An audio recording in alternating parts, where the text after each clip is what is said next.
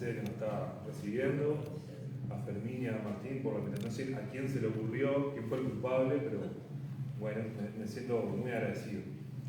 Yo escribí sobre el libro en la diaria, pero en realidad cuando llegó la invitación creo que no sabían, o sea, estuvo buenísimo que sucediera. Los que leyeron la nota, o los que no, si después la quieren leer, se van a dar cuenta que voy a arrancar por el final de la nota, que el último párrafo, que en realidad habla un poco en general de la serie de discos de Estuario. Y bueno, y ahí digo que es un poco como ir llenando un álbum de figuritas, ¿no? Como van apareciendo una serie que a priori no la teníamos, pero más o menos uno va imaginando, y ahora hablé con Martín y me fue tirando algunos libros que se vienen, y digo, mirá, esta la tenían en el mapa de lo que podía aparecer. Y en el caso de Mateo, este es el segundo, entonces está buenísimo porque te permite comparar momentos, en este caso de Mateo, de cómo encaró la composición de un disco y cómo encaró la otra, en este caso el siguiente disco, Mateo Solo Bien Se Lame. Entonces está buenísimo. Y además también, para uno que está en esto de escribir y esas cosas, te permite comparar cómo abordar un libro, en este caso sobre un disco, ¿no? Y cómo no repetirse y cómo cada autor le va buscando y va encontrando la identidad del libro, y eso es una cosa que, bueno, ahora vamos a conversar un poco, está interesante. Pero antes que nada, antes de hacerlo conversar a Fermín, le quería contar que una de las cosas que me hizo recordar el libro fue cómo conocí a este disco. Supongo que a Mateo también, aunque supongo que ya lo había escuchado, porque Príncipe Azul me imagino que ya lo tendría escuchado, pero tengo muy claro el recuerdo cuando me enfrenté con el Mateo Solo Bien Se Lame. Yo tenía 13, 14 años, vivía en Canelones y estaba estudiando guitarra con un profesor que no era un profesor de guitarra, era alguien que me estaba enseñando. Y bueno, me aprendí muy poco, como también tu experiencia, aprendí casi nada. Y ahí andaba por los primeros acordes, por el La menor, el Mi mayor, los dos gallos y bueno, todas esas cosas que uno aprende cuando arranca. Pero sí, lo que sí aprendí fue a escuchar música, porque cada vez que me iba de las clases, él iba a una vieja heladera que tenía esas heladeras bombeadas viejas que la usaba como biblioteca, y de la parte donde van los hielos, de ahí sacaba siempre un cassette sin tapa y me daba, me decía, escuchate esto. Y una vez fue el Mateo Solo Bien Se Lame. Y lo que me acuerdo clarito es que marcar. Es como el recuerdo que tengo de esa vez. Pero ¿por qué quería traer esta anécdota? O sea, no, es irrelevante, pero lo que sí me despertó fue que, claro, yo no recuerdo, por ejemplo, la primera vez que escuché Cita Rosa, ni la primera vez que escuché Los Olimareños, ni no sé, ni yo tenía el Sabalero. Son cosas que para mí eran, o sea, siempre existieron. Y no Mateo.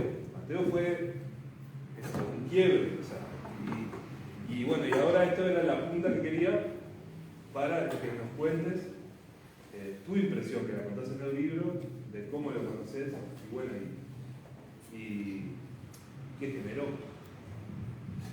Sí, bueno, buenas noches. Che, sí, me quedé pensando en si hay alguien que lo puede conocer del todo a Mateo, ¿no? O sea, ¿cuántas instancias se necesitan para conocerlo? La puntual, la de llegar a su música, por ahí también, capaz que Príncipe Azul alguna vez la escuché, no lo sé, no me acuerdo, no tengo registro. Pero sí tengo registro que en Mercedes, mi entorno, que era bastante musical, porque mi madre y mi abuela enseñaban música allí, Mateo no estaba en el horizonte. Después, rascando, que lo cuento en el libro, le pregunto a mi abuela y había una muchacha que le llevaba las cosas para que mi abuela le desentrañara las canciones y se le hiciera tocar y ella se iba feliz para casa. Pero yo no, y lo descubro viniendo a Montevideo a estudiar en el 99 con la Barrero Barraero, que llamaba tambores, aquí y allí. Y ahí fue que, lo cuento un poco por ahí, azarosamente, en una esquina, terminó el toque, nos quedamos tomando un vino con spray, muy rico y frío, y tal, y uno de mis amigos empieza a tocar en el piano una música que empieza a cantarla, ¿no? La mamá vieja, pipí, ¿no? Cuando termina le pregunto, ¿no? Despistado, ignorante, lo primero que te iba a hacer es preguntar. Le pregunto, ¿y eso que tocaste qué es? No, la mamá vieja, Eduardo Mateo, señaló como cabeceando para el conventillo Medio Mundo, bueno, del lugar. Y ahí es la primera vez que conecto. Y empiezo a buscar, y en el lugar que siempre había algún curioso, por suerte, bastante más melómano, ¿no? Y con otra cabeza, que venían de muchos lugares, era como un lugar, un punto donde veníamos de casi todo el interior, y siempre había, ¿viste? Alguien que vos estabas escuchando una cosa y otro estaba escuchando otra, seguro. En algún punto coincidíamos. Y ahí empecé como a escucharlo más atentamente a Mateo. Y la primera reacción que tuve con este disco es, ¿qué es esto? No lo pude absorber de primera. No lo pude absorber, pero claro, ¿qué hacía? Iba a los temas que más me llamaban la atención. Los candombeados, Jacinta, ¿no? La más cercana. Después, en esto de hablar de conocer, mucho tiempo después, capaz, empezás a conocer qué hizo con las otras canciones, cómo lo hizo, por qué lo hizo. Empezás a suponer, empezás a preguntar, empezás a curiosear un poco más, y ahí se te abre toda esa caja musical que había en este disco. Y después ese disco termina azarosamente en algunas instancias de mi vida, y después termino escribiéndolo, ese libro, el disco, ¿no? Escribiendo el libro, y sacando la conclusión de que ahora es otro disco para mí. De lo que me dijo Alvarito, el Diego, bueno, con todo lo que hablé, es otro disco ahora. Lo escucho y veo y escucho otro disco. Y eso me parece increíble porque también habla de conocer a Mateo. ¿Qué hay dentro de esa caja? Creo que es un mundo que da muchas posibilidades. Sí, hay una frase que me anoté de varias, vos vas tirando como definiciones, ¿no? 2x3, o encuadres, y una decir que es como un arcoíris, ¿no? Que no se sabe bien dónde empieza, o sea, estuvo buenísimo, o sea, no sabe bien dónde empieza y dónde termina, o sea, uno lo ve, pero nunca sabe dónde empieza bien y dónde termina, y creo que, bueno. Y sí, porque es un poco arbitrario, me parece, ¿no? Ponerle el principio y el fin, y uno lo ve en esta esquina y el arcoíris puede terminar aquí y allá, y empieza en un lado y termina en otro. Y con esto me parecía lo mismo, ¿no? Me parece que es un abanico, que también es la forma del arcoíris, en donde entran muchas cosas y hasta el día de hoy se sigue a veces resignificando, ¿no? Mirá vos, como decía Chabela, este disco cumple 50 años y nosotros que tenemos 10 menos, nos robó alguno, seguimos hablando de... Entonces, algo hubo en ese arcoíris, ¿no? O sea, el final, ¿dónde está? Porque termina acá, pero sigue dando la vuelta, capaz que es un arco entero. Entonces, para mí fue bien gráfico, eso lo fui reconociendo a través de lo que me decían las personas, ¿no? Porque los músicos y las músicas sobre todo, a veces me decían sobre una misma canción distintas cosas. Y vos vas ahí y están esas cosas, está lo uno y está lo otro. Entonces, el abanico, ¿no? Otra vez, el arcoíris, ¿no? Las posibilidades que da, sin entrar en esa puja de... Claro, sin entrar en esa puja de, bueno, entonces es esto y lo otro no es. Bueno, capaz que sí, que en algunas cosas es un poquito más que otra, puede ser, porque también otro puede ver otra cosa distinta. Ahora, siempre como que queda abierto, me parece, ¿no? Y eso es lo interesante. Sí. Hay dos puntas que está bueno que te tiro y vuelvas las contestar en el orden que te parezca. Una es eso, ¿cómo definiste el libro? ¿No? Yo decía por ahí que hay una cosa que me parece muy interesante de este libro, que es el trenzado de los tiempos. O sea, en un momento estás en un presente que es el presente del escritor, ¿no? Estoy acá, está lloviendo, o bueno, lo que sea, o hay sol, estoy en la sombrilla, ¿no? siempre como puntualizando esos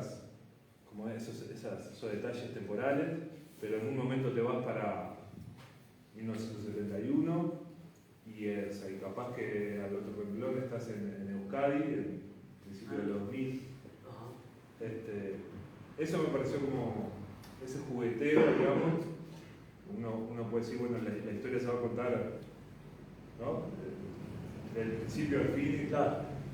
Y lo otro que ya después pasaste el micrófono, es, obviamente lo estamos presentando acá, Sí. tiene que ver, Sí. y en el arranque del libro, tu libro lo primero que lees está dedicado a negros y negras en Uruguay, que puede parecer una obviedad, pero capaz que no, y está buenísimo que cuentes por qué tomaste esa decisión. Dale. Bueno, lo primero es... qué difícil todo, che.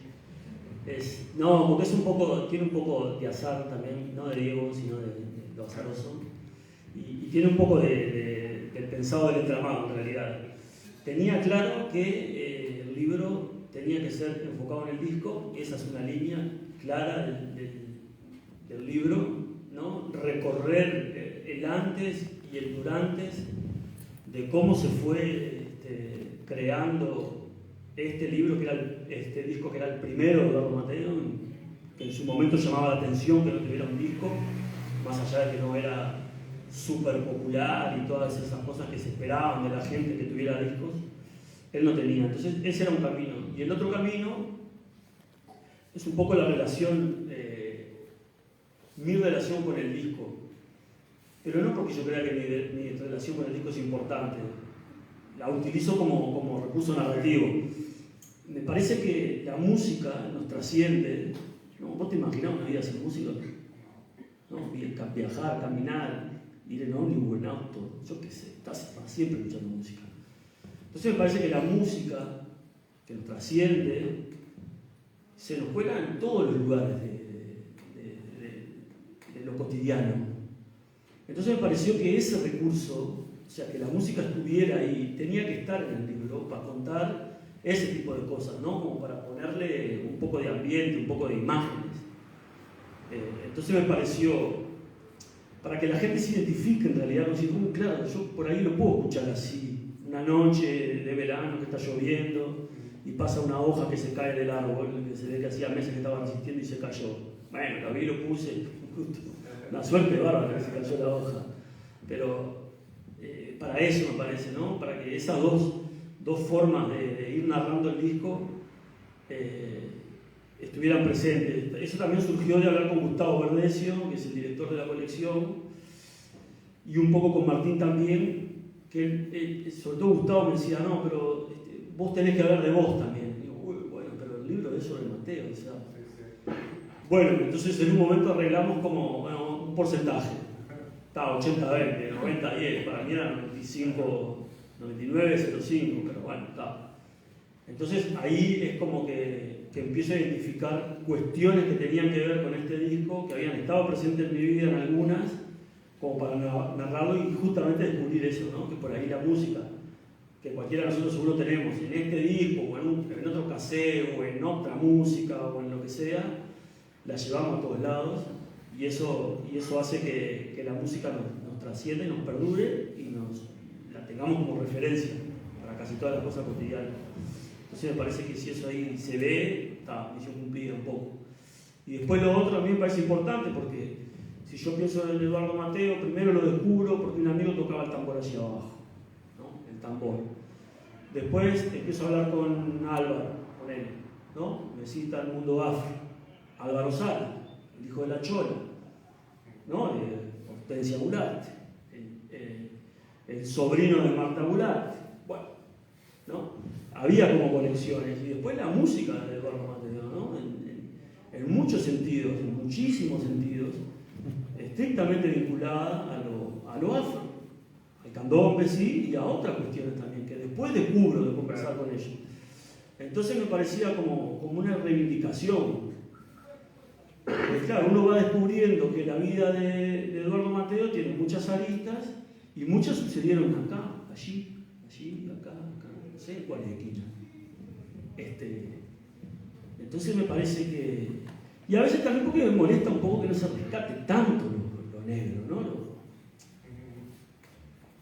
Me calienta un poco también. Pero también está buenísimo, obviamente por el candombe, pero también porque es una manera de decir, o sea, en realidad que no solo es el candombe. No, claro, totalmente, porque las cosas que me cuenta la hermana, ¿no? Que le contaba a su familia, una de su familia eran todos afrodescendientes. Cómo le hacía su tía dar vuelta a la mano para darse cuenta del color de la raza que tenía. Otra beta más. Los bailongos que hacían cuando eran todos gurises allá del hospital Fermín Ferreira, para adentro con la barra, que iba el negro rara, que era un chiquilín, y se juntaban ahí los afro. En todos lados estaba. Entonces me parece que era como una cuestión hasta honorífica, o sea, era la imagen de él y hacia toda esa comunidad de alguna manera de ofrendar el libro hacia esa población que me parece muy trascendental. Bueno, vamos más para atrás. El candombe beat, el candombe beat de donde viene. Bueno, vendrá de lo beat, seguro, y el candombe de donde viene. Es de acá, o es de allí, cruzando el océano, pero es nuestro. Entonces me parece que era como, a veces me resulta como hasta obvio, que no lo es, porque a veces se reivindican otras cosas, pero en ese sentido me parecía como eso, ¿no? Como una ofrenda, sobre todo. Además, en un disco que es tan despojado, ¿no? Encontrar toda esa riqueza. Recién hablábamos de, por ejemplo, del toco, que yo no voy a ser el atrevido de demostrar que es el toco, capaz que después alguno de los compañeros, pero que es una cosa que es muy simple, ¿no? en este tiempo, y bueno, y a partir de, sobre todo de la parte en que interviene Álvaro, uno se da cuenta de todo lo que entra en esa cosa que parece muy simple y que fue grabada, y que fue grabada una guitarra y no sé qué tenía más, un tambor o qué tenía en ese momento. Bueno, en un momento así que aparte de él hay unos coros y nada más. O sea, se lamió solo. Claro. Lo otro que te quería poner por antes, volviendo un poco a la escritura también, si querés, si te parece trascendente, si no, pero me parecía que está bueno destacarlo, es una cosa que tiene el libro que es un libro entretenido, más allá que es un libro informativo, ¿no? Que uno lee porque quiere aprender sobre este disco y sobre material. Es un libro muy entretenido de leer, un libro que te saca sonrisa, ¿no? Que en un momento te tensa, que te guiña todo el tiempo y que, por ejemplo, te va dejando pistas, ¿no? Te tiene una pista acá, Marcelo Pereira que habla de la mano derecha y después a las 30, 40 páginas retomás eso y decís, mirá, porque venía esto. Esas cosas que son muy, muy entretenidas. Pero lo otro que me parecía intrascendente hablar es, bueno, ni que hablar que capaz que después, no sé si hablará algo que hacemos, pero tenerlo acá es claro, no. Pero me pareció también que estaba buenísimo hablar sobre Carlos Piris. Sí. Lo determinante que fue, y bueno, y vos lo planteás ahí lo planteás en el libro, si estuvo bien, si fue una traición, si debió haber editado este disco sin la aprobación primaria, porque tengo entendido que después Mateo estaba contento. No. Pero es un tema muy interesante y si corresponde o no que Carlos Piris digamos, esté en la firma de este disco, ¿no? Por lo trascendente. Sí. Brutal. Lo de Carlos Piris es genial. Primero que me responda un mail, un señor que debe tener 70 y pico, 80 años, por ahí. 80 y pico. Por ahí largo, me responda un mail. Me pareció increíble, con la altura, bien escrito aparte. Mirá que es difícil encontrar a alguien que escriba un mail bien, Bueno, WhatsApp no entremos, pero mail uno diría, bueno, es un poquito más formal, hay que poner los tildes, bueno, te perdono el primer signo porque... Pero no, Carlos Piris, la verdad, impresionante como redactaba los mails. Me contestó siempre, me mandó información, me mandó fotos, habló sin problemas. Pues siempre mail.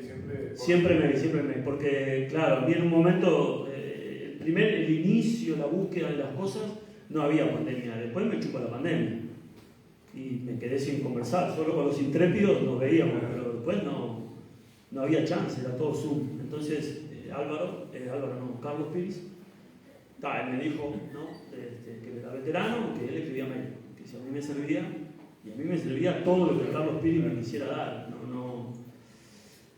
La verdad que es genial, la verdad, se lo agradecí muchísimo. Me gustaría verlo alguna vez, si hay posibilidad, para agradecérselo en persona.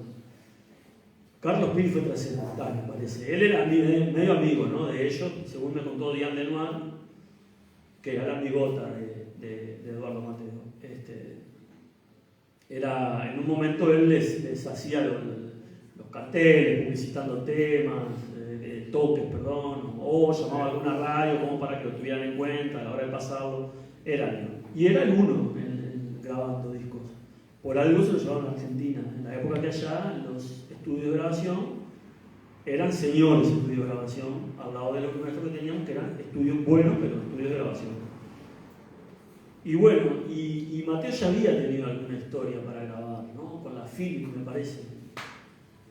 Y claro, estaba Mateo, ¿no? Él era él, no se traicionaba nunca a sí mismo, o sí, pero no le importaba. Y no pudo grabar, no quiso, o no se dio. Y sucede, claro, lo azaroso de Mateo yendo a Buenos Aires, que está contado ahí también. Una historia increíble, porque, ¿cómo no? A veces esos efectos del azar hacen que alguien también esté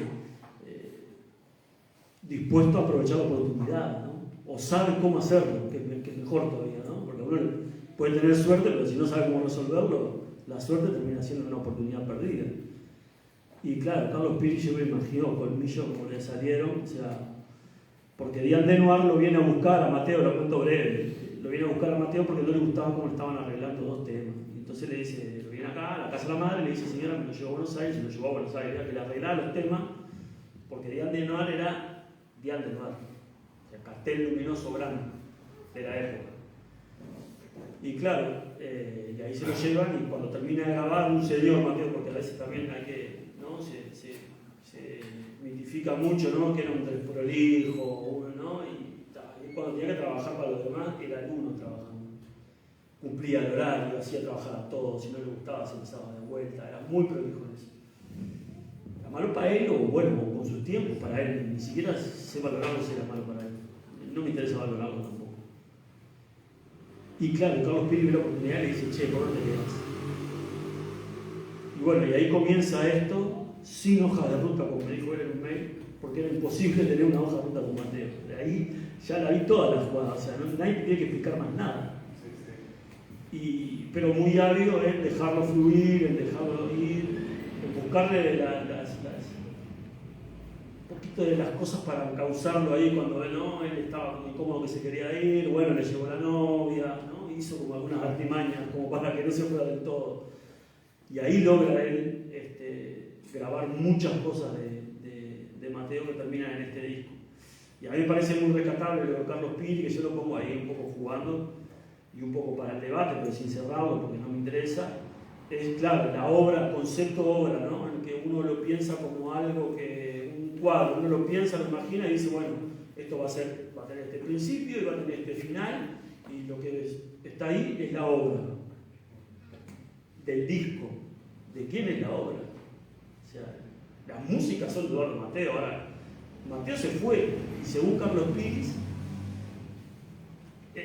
seguramente supieran lo que tocó, pero no sabían lo que quedó, porque claro, en un momento Carlos Piris dijo, sí, no estoy grabando más, porque claro, Mateo tocaba y no le gustaba y decía que cortaran, y Carlos Piris le decía que sí, que un día dijo, bueno, lo que está tocando que no le gusta a él, para el resto de los mortales, es buenísimo. Entonces, lo curioso es que después cuando se encuentran acá, le trae el disco y le dice, mirá, mi disco, qué bueno, o sea, ¿no? Le gustó. Quiere decir que, de alguna manera, certifica lo que hizo Carlos Piris. Porque a mí me parece que lo anecdótico, que lo hablé con muchos de los músicos, es que pasa lo anecdótico y trasciende y lo hace bueno, es cómo el tipo pudo definir en 13 temas lo que era o representaba la música de Mateo en ese momento que estaba grabando acá. Capaz que era otra, podría haber sido otro disco, no lo sé. Pero creo que lo resolvió de una manera. No quiero ser totalitario, porque todo lo que termina así no está bueno, pero creo que los 13 temas de acá, de alguna manera, siembran todo lo que hizo después, más allá que, ¿no? de los bemoles que pueda haber, obviamente. Pero creo que hay mucho acá, esto es como el caldo cultivo, ¿no? El principio, el sembrado de cosas que hizo después. Que no sé si es lo interesante, pero sí, volviendo al punto del Piris, es qué ojo, ¿no? Para meter esos 13 temas ahí donde uno cree que ninguno está mal, no solo ninguno. ¿Te llevó a cortar? Sí, quedaron algunas cosas afuera que no me las acuerdo ahora. La leí, sí, hay cosas que quedaron afuera, hay temas que quedaron afuera. Lances de eso que él dice al principio de la canción, hay un montón, porque estaba todo el tiempo en esa. Él era muy natural, o sea, hablaba así, entonces las grabaciones deben ser un poco así también, ¿no? Uno no está ahí como un señor. No, más allá del orden, obviamente, el orden de la canción, igual lo que seleccionó, pero también es como responsable de fijar una imagen de Mateo, porque el Mateo que conocemos es ese que empieza y se equivoca. O sea, en realidad eso le debe pasar a todos los músicos, pero para nosotros, o sea, es Mateo. O sea, el disco que tenemos asociado a eso, a decir cosas y a tirar frases, algunas hasta palabras, o sea, el lance, por ejemplo. Sí. Entonces, o sea, nada, un poco, sí tomando partido, me parece que es importantísimo lo que hizo Carlos Piris. ¿Me parece que se cerrando o...? Vos mandás, Daniel. Dale. No sé, Martín, ¿cómo? Perfecto. Justo se fueron 2 de los 3 músicos, súper. No, igual quería, un poco antes de cerrar, obviamente, ese disco, bueno, está. No sé si pasó sin pena, sin gloria, pero no fue una bomba, ¿no? Y después pasaron. Y no, comparado con el canto popular que vendía 20.000, 30.000, 40.000 copias. No. Y bueno, y vos en el libro haces un trabajo que está buenísimo, que al final que recopilás una cantidad de versiones, o sea, todo lo que pasó desde ese momento, en estos 50 años, cómo lo que ha pasado con la figura de Mateo, ¿no? Nosotros tenemos la historia un poco por la mitad porque, bueno, somos más chicos y se nos agarró con la conciencia de Mateo, ya ha muerto Mateo, pero hubo gente que pudo hacer ese recorrido. Y bueno, o sea, hasta terminar hace poco siendo elegido por un especial un diario el mejor disco de la historia, ¿no? O algo así, o el disco más importante. Elegido por colegas, por periodistas, por músicos. Ahí casi dejo de escribir. Ahí va. Bueno, está bueno ver qué pasó con eso, cómo te agarró. Igual, un poco una reflexión de eso, ¿no? Del peregrinar del disco y de Mateo a lo largo de la historia. Horrible, mira, no por los colegas que hicieron un bruto trabajo de juntar 200 personas entre productores y músicos y todo que votaran ese disco. Te dicen, esta mochila otra vez, no, o sea, pesábamos, no era una mochila ni siquiera, sino una garrafa de 13 kilos llena. O de las otras, Volviendo al álbum, de repente estábamos escribiendo la sellada. O sea. Sí, claro, fue como, qué duro esto, pero bueno, ya estaba en el baile y seguí conversando con los músicos que era el camino para recorrer. Estaba ahí porque lo otro que decías de lo amplio, ¿no? Y están las canciones. Y me parece que lo que más disfruté de hacer esto es que los músicos me contaran qué había en cada canción, de las 13. Con algunos nos pasamos horas desarmando toda la canción, es decir, los músicos, ¿no? Yo copiando. Y eso me parece increíble porque te da una información relevante sobre la tarea del músico en realidad, ¿no? Porque, claro, a veces la imagen que deja Mateo es la del desvolado, que es como que la imagen el lugar común en donde caemos. Pero para ser un genio musical se necesita ser un genio musical, no un ser decente o desvolado. Yo no lo puedo entender. Nadie le fue a decir a Jimi Hendrix que no abusara de lo que abusaba. O sea, y si hubiera abusado, no hubiera abusado de lo que abusó y no nos dejaba la música, entonces la humanidad perdió. ¿No? O sea, no estoy hablando a favor del abuso, sino que, bueno, no hay que juzgar ahí, me parece, ¿no? Porque la calidad y la genialidad musical de este hombre fue brutal y es lo que hace, vuelvo otra vez al principio, que 50 años después estemos hablando sobre un disco que fue un mojón en la música del Uruguay. Entonces eso me parece, yo fue lo que más disfruté, hubiera hecho otro libro más entero, o sea, recorriendo otras personas más, músicos para desentrañar eso. Creo que es lo que está bien potente. Ahora me acuerdo lo de la mano derecha, todas esas trampas, claro, la trampa literaria, ¿no? Es decir, bueno, esto me puede servir, y después y me iba juntando con otros músicos y otras músicas que me hacían algo parecido, ya sabía que lo iba a linkear ahí. Entonces después lo que hice fue, claro, ir atrás para adelante, una trampita depositaba acá, ¿no? Este caramelo, y después surgía al final, pero para hablar de la misma cosa, en realidad que era lo que hacía con la mano derecha, ¿no? O sea, la inventiva que tuvo, la capacidad de absorción para tocar, ¿no? Eso me parece me parece que lo que nos queda, ¿no? Para mí eso es fundamental, o sea, ya sé que me fui del tema, pero la palabra de los músicos a la hora de hablar de Mateo para mí es lo fuerte que puede haber. Ahí contarte si querés cómo o sea, empezaste con una lista y cómo se fue armando ese mapa. Sí, no, fue media random porque no... Armé una lista bastante larga de gente y después fui hablando con los que podía y en un momento me calentaba mucho porque sentía que no avanzaba, porque quería hablar, porque quería respetar esa lista, ponerle, ¿no? Quería ir en ese orden, cualquiera. O sea. Y después, claro, después vino la pandemia, ¡pum!, cambió, el mundo lo puso pata para arriba, hizo replantear hasta las listas de entrevistar a los músicos. Entonces dije, bueno, va a ser con el que pueda. Entonces con uno era por mail, con otro era presencial, con otro era por Zoom, fue como así. Y después, claro, después sucedió algo que estaba bueno y eso a mí me gusta respetarlo, entre comillas, seguir el hilo a eso que fue, cada uno me daba una referencia de otro, entonces, chao. ¿No? Entonces voy a poner un día, hablo con Mandrake que lo tenía a mano, y Mandrake me dice, no, ¿por qué no hablas con Álvaro Sala?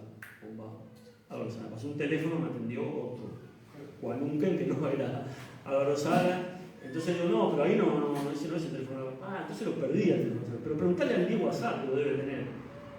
Diego WhatsApp, ¿tenés el teléfono de Álvaro Sala? Sí, ahí me quedé pensando, voy, ¿por qué no hablo con Diego WhatsApp? O sea, tengo que hablar con él también. Entonces, bueno, voy y hablo con uno y hablo con otro. Y el otro me da una pista de otro. Entonces voy y hablo. Y ahí fui como haciendo esa lista, recorriendo ese camino, respetando un poco la lista, lo que se podía. Cabrera, que estaba grabando un disco y también un poco atravesado por la pandemia, me contestaba los mails, un día me dejó contestar y dije, bueno, fluye, es así. No, lo que me dijo Petróleo, igual, ¿no? Para mí. Pero y las otras preguntas que no me contestó, bueno, no importa.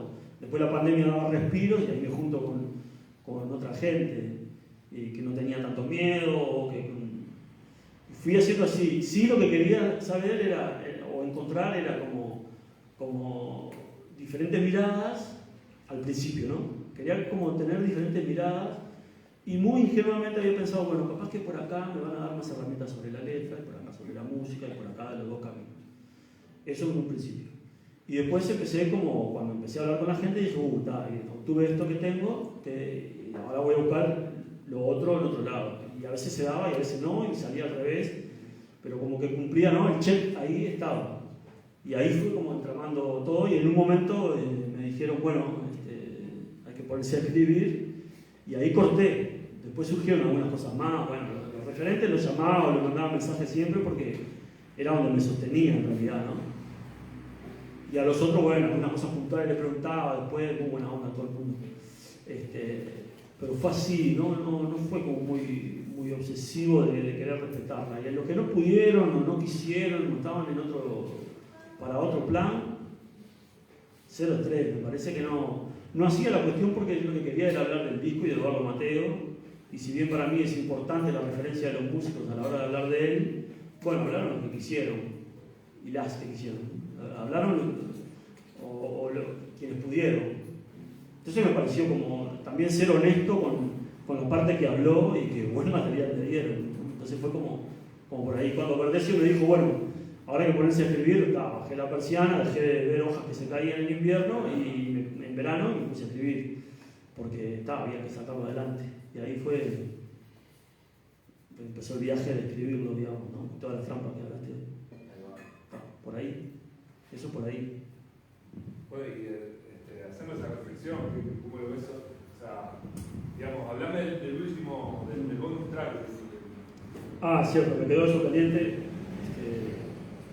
El bonus track me parece que va de la mano. Por ejemplo, que encontraste con cosas que no conocías, o sea. Sí, obvio, sí. Con abordaje de las mismas canciones. Sí, cosas muy raras, hay cosas muy raras. Por eso hice una playlist, como para que la puedan ver ahí en el libro, dice cuál es la playlist.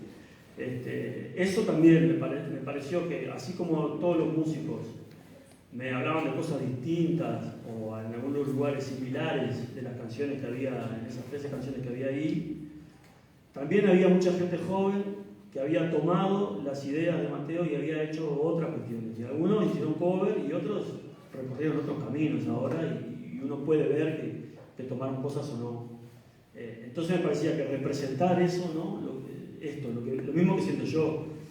¿Por qué 50 años después seguimos hablando de lo mismo? Bueno, y hay un montón de chiquilines y chiquilinas que están haciendo música y están, en algún momento de su vida se les pasó por la cabeza versionar algunos de los temas,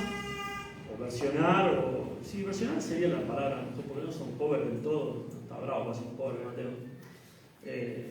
Entonces me pareció como que algo estaban queriendo decir todas esas personas que hicieron temas y que estaban desperdigados ahí y con la cabeza de un amigo que la tiene clarísima esa. Nos dividimos el trabajo con YouTube y con Spotify, porque el hombre no maneja Spotify, y empezamos a hacer como el recuento de toda la música que había de esas canciones versionadas.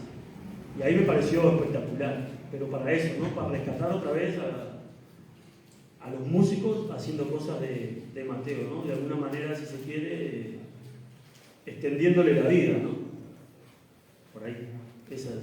Esa fue la idea de eso. Eso también, más allá de la lista, aparte de los que entrevistás y de los que no, la mesa, por ejemplo, ¿cómo está la semilla esa, la vida de cada uno, más allá de que cada uno tiene su impronta, su estilo, pero también se nota un poco ahí algo rascando de cómo está ese legado, digamos. Sí, lo demuestran Manuel, Estela, Diego. Para mí es brutal como la ascendencia, ¿no? De alguna manera yo creo que Mateo logra algo que es muy difícil en la gente que hace arte, que es que te reivindique por el arte tuyo en sí mismo. Y el loco, capaz que sin proponérselo, lo logró. O sea, todo el mundo rescata al músico por la música que hizo. Y eso, no tengo mucho recelo con la palabra éxito, me parece, pero creo que algo así debe ser, digamos, ¿no? En este rubro, ¿no? Que hayas logrado permear la creación de todo lo que vinieron después que vos, estás muy salado, loco. O sea, es mucho. Creo que eso lo dimensiona en su fiel manera, me parece, ¿no? Eso creo que es lo que más logró, o lo que más destacaría de lo que hizo el loco este. Buenísimo. Bueno, muchas gracias. Vamos a escuchar los músicos ahora.